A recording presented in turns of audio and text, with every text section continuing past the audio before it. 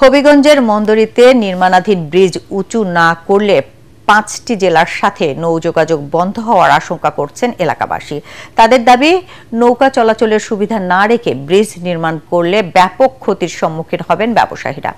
উপজেলায় প্রকল্প বাস্তবায়ন কর্মকর্তা ও ঠিকাদারদের স্বেচ্ছাচারিতায় স্থানীয়দের মতামত উপেক্ষা করে কম উচ্চতার ব্রিজ নির্মাণ হচ্ছে বলে অভিযোগ তাদের। বিষয়টি তদন্ত করে ব্যবস্থা নেওয়ার আশ্বাস জেলা প্রশাসকের। জেলা প্রতিনিধি আব্দুল হালিমের পাঠানো রিপোর্ট আর জানাচ্ছেন আদিত সজীব। যোগাযোগের উন্নয়নে হবিগঞ্জের বানিয়াচং উপজেলার মন্দুরি ইউনিয়নে এই সেতুর নির্মাণ কাজ চলছে। স্থানীয়রা জানান, সম্প্রতি রাজখাই এলাকার এই খালের উপর প্রায় ১,২০,০০,০০০ টাকা ব্যয়ে ব্রিজ নির্মাণ কাজ শুরু করে বানিয়াচং উপজেলা প্রকল্প বাস্তবায়ন অফিস। এলাকাবাসীর অভিযোগ, সেতুর উচ্চতা কম হওয়ায় আজমেরীগঞ্জ, সুনামগঞ্জ, নেত্রকোনা, কিশোরগঞ্জ ও ময়মনসিংহে নৌপথে বিভিন্ন পণ্য পরিবহন বাধাগ্রস্ত হবে।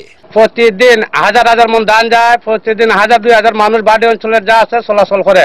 যেহেতু উচ্চতা কম, সেই হিসাবে নৌকা এটা যাইতে পারে না। আর পরবর্তী যদি আমদানি বাড়ে তো আমরা এই ধরে আরো অর্থ অবস্থা যাওয়ার অবস্থা খুব খারাপ। তারা বলছেন, কুমড়ি, মাটিকাটা, ভুরভুরি, ইমামনগর, রসুলপুর, মুরাদপুর ও পাহাড়পুর সহ আরো বেশ কিছু এলাকার মানুষ এতে বেশি ক্ষতিগ্রস্ত হবেন। ৫টা ডিস্ট্রিক্ট লিয়া আমরা চলাচলের পথ বন্ধ। প্রশাসনের দৃষ্টি আকর্ষণ করতে চাই যাতে এই দুলালপুরের বৃষ্টি আরো অন্তত ১০ থেকে ১২ ফুট উচ্চ। প্রশাসনের কাছে জোর দাবি জানাচ্ছি যে বৃষ্টি হচ্ছে সেই বৃষ্টি যাতে আরো ১৫ ফুট উঁচু করে। যদিও প্রকল্প বাস্তবায়ন কর্মকর্তা সাদ বিন জাহাঙ্গীর এসব অভিযোগের বিষয়ে কথা বলতে চাননি ক্যামেরার সামনে। টাকা পয়সার তো কোনো প্রসঙ্গ না, আপনি টাকা পয়সার কথা উঠাচ্ছেন কেন? আপনার সাথে আমার ওই সম্পর্ক না যে আপনি আমাকে ফোনে জানতে হবে। হবিগঞ্জের জেলা প্রশাসক ডক্টর ফরিদুর রহমান বলেন, প্রকল্প বাস্তবায়নে কোনো ত্রুটি থাকলে ব্যবস্থা নেওয়া হবে।